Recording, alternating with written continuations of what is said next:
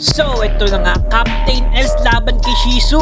Pangalang Shizu Gaming pinanganak para talunin ni Kapitan. Ang sarap banggitin pero ang hirap gawin. Una pa nga lang, sinabi ko sa kanya, lakasan niya yung sagad.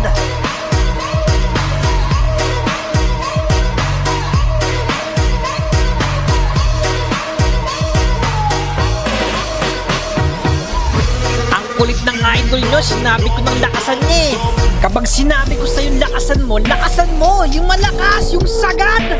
Itong tao nito masyadong seryoso sa buhay. Okay, my turn. Tapos ka na, ako naman. Pero dahil labait ako, sige, ikaw muna ang panalo. Lipat tayo sa game 2. Game 2 na nga at nagkataon parehas kami naka-red 3 dito. Ang rules nga namin, bawal mag-red 3 yan ng jowa. Dahil nga may hihirapan siya dahil marami ako nun.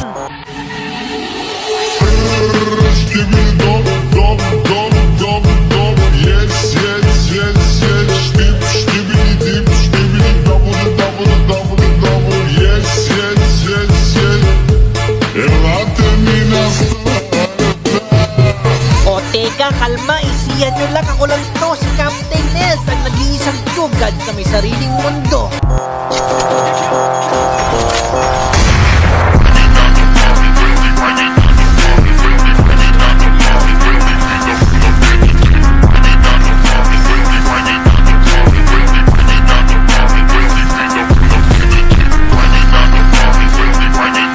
Dito nga bigla sinabi ni Shizu, "Hoy Captain, di ba mabait ka?" Abay, oo naman. Cap, baka pwedeng patalo ka no, bigay mo sa akin to.